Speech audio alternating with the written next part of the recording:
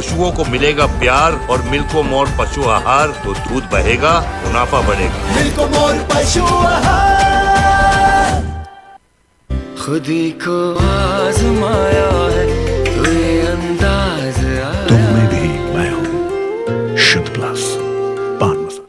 नमस्कार, आप देख रहे हैं लोकमंच न्यूज और मैं हूं आपके साथ सत्यम गौर। देश में कोरोना का प्रकोप दिन पर दिन बढ़ता जा रहा है और बीते 24 घंटे की अगर बात की जाए तो कोरोना के 1,41,986 नए मामले सामने निकल कर आए हैं। वहीं केंद्रीय स्वास्थ्य मंत्रालय के अनुसार भारत में पिछले 24 घंटे में 40,885 कोरोना मरीज ठीक भी हुए हैं, ये एक राहत की बात है। वहीं 285 लोगों की मौत भी पिछले 24 घंटे में हो गई है और इसी के साथ देश में पॉजिटिविटी दर की अगर बात की जाए तो अब 9.28% पर आ गई है और अब कोरोना के कुल एक्टिव केसों की संख्या 4,72,159 हो गई है और कोरोना से ठीक होने वालों की अगर बात करें तो यह आंकड़ा 3,44,12,740 पर पहुंच गया है और देश में कुल मौतों की अगर बात की जाए तो 4,83,178 लोगों की मौत अब तक हो चुकी है। देश में कोरोना का नया वेरिएंट ओमिक्रॉन भी अब लगातार अपने पैर पसारता जा रहा है।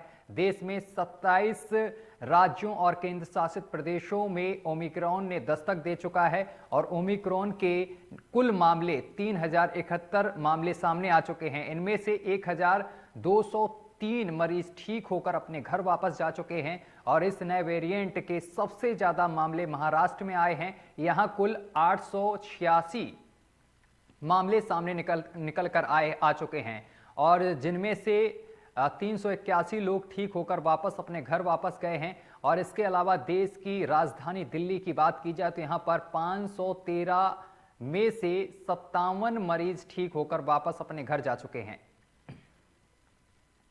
और इसी पर चर्चा करेंगे। हमारे साथ अलग अलग राज्य से हमारे साथ संवाददाता हमारे जुड़ गए हैं, सभी का आपसे परिचय करा दें। हमारे साथ लखनऊ से निखिल रस्तोगी हमारे साथ सीधा लाइव जुड़ गए हैं और दिल्ली से हमारे साथ प्रिया तिवारी जुड़ गई हैं और इसी के साथ संजय गोस्वामी हमारे साथ मध्य प्रदेश से सीधा जुड़ गए हैं। तो सबसे पहले बात करेंगे दिल्ली की। राजधानी दिल्ली में लगातार कोरोना के मामले भी बढ़ते जा रहे हैं। प्रिया, अगर दिल्ली की बात की जाए तो दिल्ली की अभी क्या कुछ स्थिति बनी हुई है? जी सत्यम, पूरी दिल्ली में कोरोना का जो जा रहा है उसी को देखते हुए स्वास्थ्य मंत्री सत्येंद्र जैन ने ये भी कहा है कि 20,000 से ज्यादा यहाँ पे केसेस आ चुके हैं और वहीं इसको देखते हुए शुक्रवार रात से सोमवार सुबह तक वीकेंड कर्फ्यू भी लगाया गया है जी। अब सबका चीजों को ही चालू की गई है, सरकारी दफ्तर बंद रहे हैं, प्राइवेट 50% पे ही चलाए गए हैं और साथ ही 15 से 18 साल के बच्चों को भी टीके की डोज के लिए हरी झंडी दिखा दी है केंद्र सरकार ने। साथ ही दिल्ली सरकार इसको लेकर सारी कदम उठाई जा रही है। ठीक है, हमारे साथ निखिल भी लगातार जुड़े हुए हैं। निखिल, उत्तर प्रदेश में किस तरीके से 15 से 18 साल के बच्चों को टीका लगाया जा रहा है और इसके साथ ही आज उत्तर प्रदेश में कितने कोरोना के मामले सामने निकल कर आए हैं? जी, आपको बता दें कोरोना के मामले लगातार उत्तर प्रदेश में बढ़ते ही जा रहे हैं। कहीं ना कहीं आम जनता का भी इसमें देखने को मिल रहा है कि उनके चेहरे पर मास्क नहीं नजर आ रहे हैं। और टीकाकरण की बात करें तो जनवरी से लगातार 15 से 18 वर्ष की आयु के लोगों को टीकाकरण की शुरुआत कर दी गई है। लेकिन बात करें कहीं ना कहीं जिस तरह से नाइट कर्फ्यू भी लगाया गया, आज तक वो कायम हो रहा है, लेकिन आने वाले समय में यह साप्ताहिक लॉकडाउन में तब्दील हो जाएगा, इसकी आशंका लग रही है। जी बिल्कुल, हमारे साथ संजय भी हमारे साथ जुड़े हुए हैं मध्य प्रदेश के इंदौर से। अगर संजय, मध्य प्रदेश की बात की जाए तो मध्य प्रदेश में कितने मामले आज 24 घंटे में सामने निकल कर आए हैं?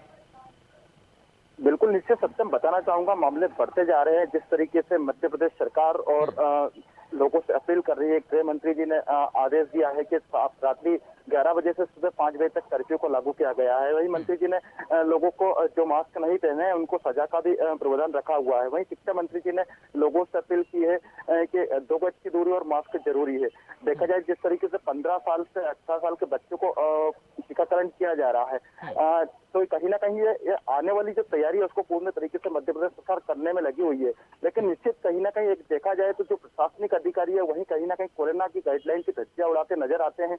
जिन अधिकारियों को कोरोना के मास्क के पालन के लिए गृह मंत्री जैसे लोग आदेश दे रहे हैं, वहीं अधिकारी खुद मास्क न लगाते हुए लोगों के ऊपर चालान करने की प्रक्रिया जारी रखते हैं। तो निश्चित कहीं ना कहीं जिस तरीके से ये कोरोना का कहर बढ़ता जा रहा है, आने वाले भविष्य में लॉकडाउन की तरफ सरकार को जाना पड़ेगा।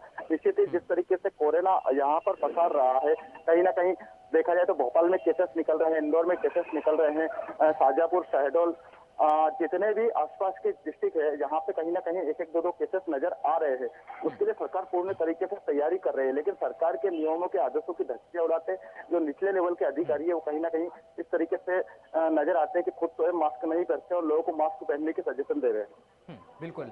प्रिया हमारे साथ लगातार दिल्ली से जुड़ी हुई हैं। प्रिया, लगातार अगर बात की जाए नए वेरिएंट की, तो नए वेरिएंट का दूसरे नंबर पर दिल्ली है, क्योंकि यहाँ पर मामले महाराष्ट्र के बाद ज़्यादा मिल रहे हैं। राजधानी दिल्ली है और यहाँ पर मामले भी सबसे ज़्यादा मिल रहे हैं, तो नए वेरिएंट के भी मामले ज़्यादा मिल रहे हैं। इसको देखते हुए अस्पतालों में किस तरीके की व्यवस्था देखने को मिल रही है? क्या बेड और ऑक्सीजन की पर्याप्त व्यवस्था कर ली गई है दिल्ली में? जी सत्यम, बात की जाए दिल्ली में ओमिक्रॉन की तो 500 से ज्यादा इसके केसेस आ चुके हैं। वहीं बात करें स्वास्थ्य मंत्री सत्यम,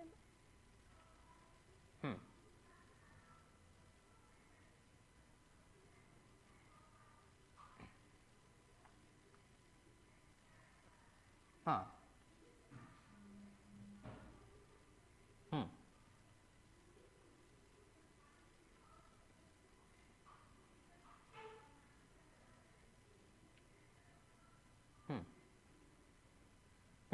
प्रिया, अगर दिल्ली के अस्पतालों की बात की जाए, अगर पिछली लहर की बात करें हम, दूसरी लहर की, तो उसमें ज़्यादातर ये देखने को मिला था कि दिल्ली में अस्पतालों में लोगों को जगह नहीं मिल रही थी, बेड्स नहीं मिल रहे थे, ऑक्सीजन के लिए लोग इधर उधर भटक रहे थे। तो क्या इस बार तैयारी किस तरीके की दिल्ली सरकार की है? क्या अस्पतालों में पूर्णतः तैयारी कर ली गई है? दवाइयाँ पर्याप्त मात्रा में अस्पतालों में मौजूद हैं?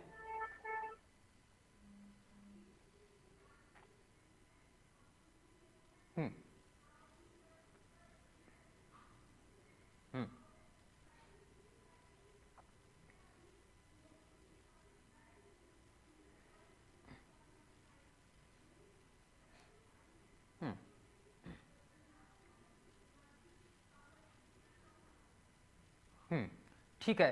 प्रिया, एक सवाल और आपसे है कि जो 15 से 18 साल के बच्चों का वैक्सीनेशन किया जा रहा है, टीकाकरण किया जा रहा है, इस दौरान जो कोरोना की गाइडलाइंस हैं उनका पालन करवाया जा रहा है वहां पर?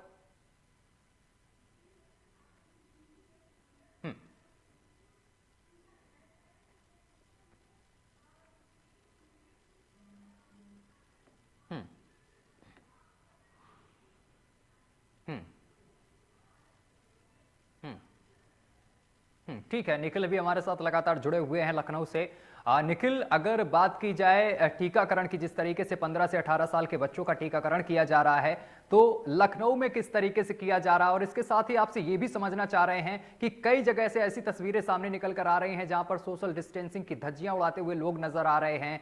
जो कर्फ्यू लगाया गया है, रात को नाइट कर्फ्यू है, उसका भी पालन करते हुए लोग नजर नहीं आ रहे हैं। तो इन सब चीजों को लेकर पुलिस किस तरीके से सजग नजर आ रही है, किस तरीके से पालन करवाती हुई नजर आ रही है?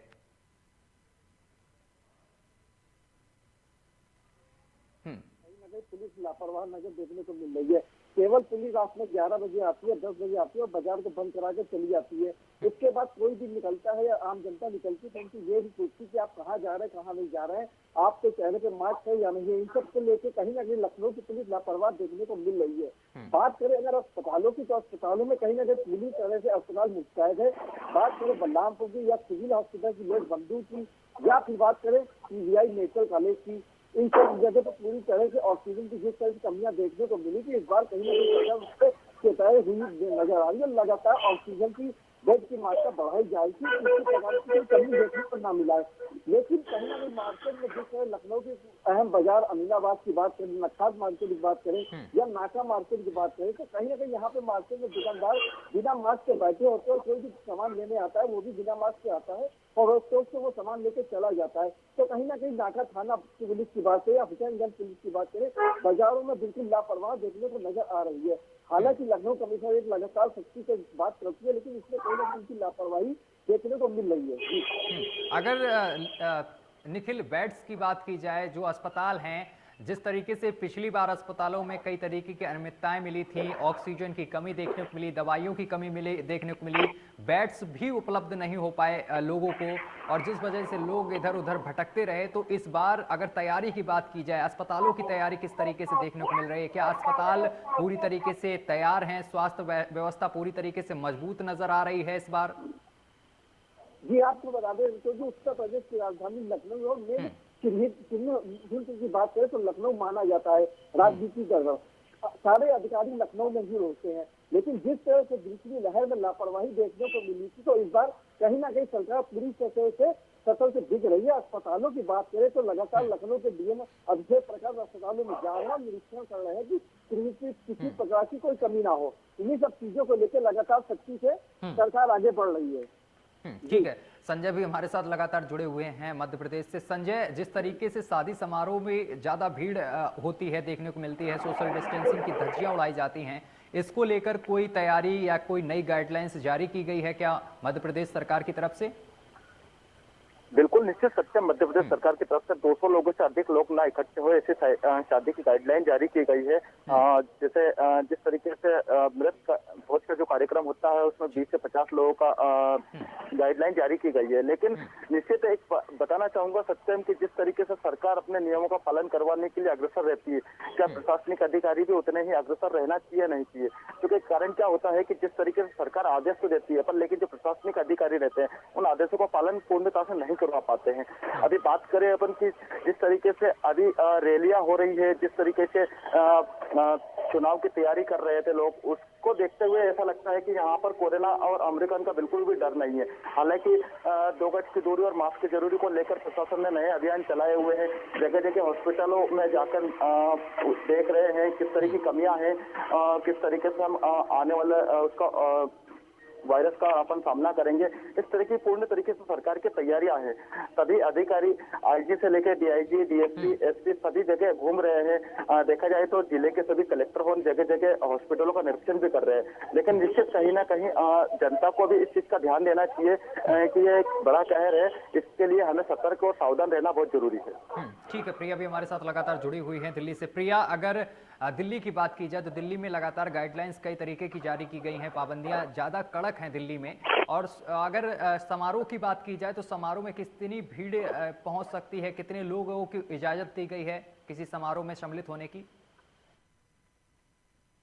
जाए शादी में, जी सत्यम, बात की जाए शादी ब्याह की जिसमें 20 लोग ही जुड़ सकते।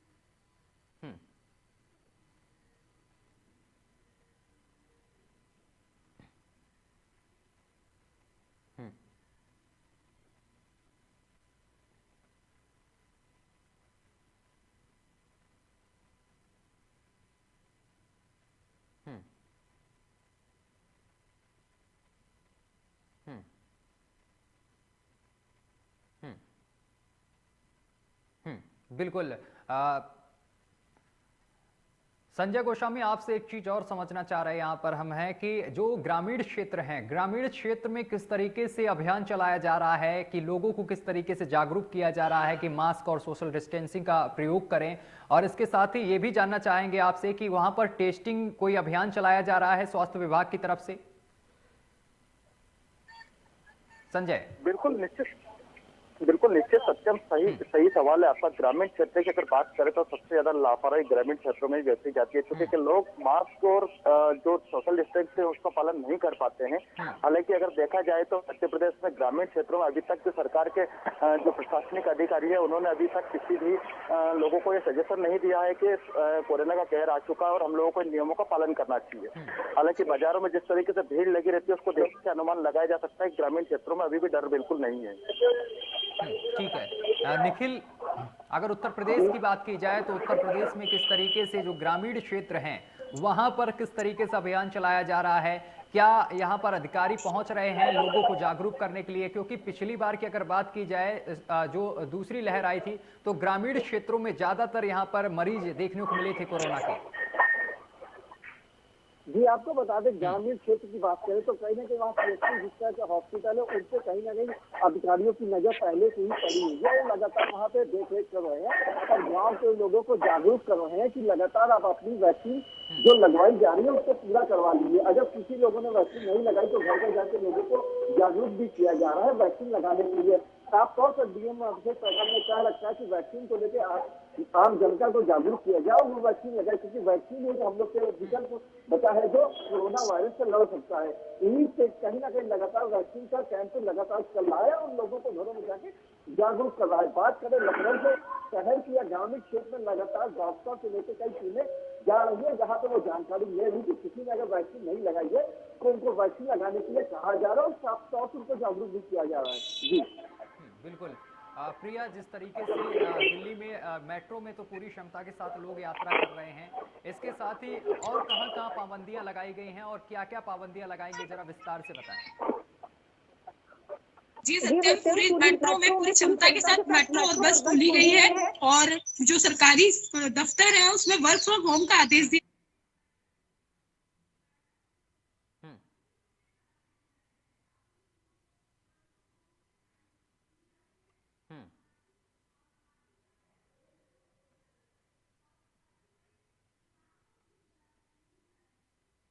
इसके साथ ही प्रिया, ये भी हम आपसे समझना चाहेंगे कि जिस तरीके से यहाँ पर नाइट कर्फ्यू लगाया गया है और वीकेंड कर्फ्यू है, इसका पालन किस तरीके से पुलिस कराती हुई नजर आ रही है और जो लोग उल्लंघन कर रहे हैं उनके खिलाफ किस तरीके की कार्रवाई देखने को मिलती है।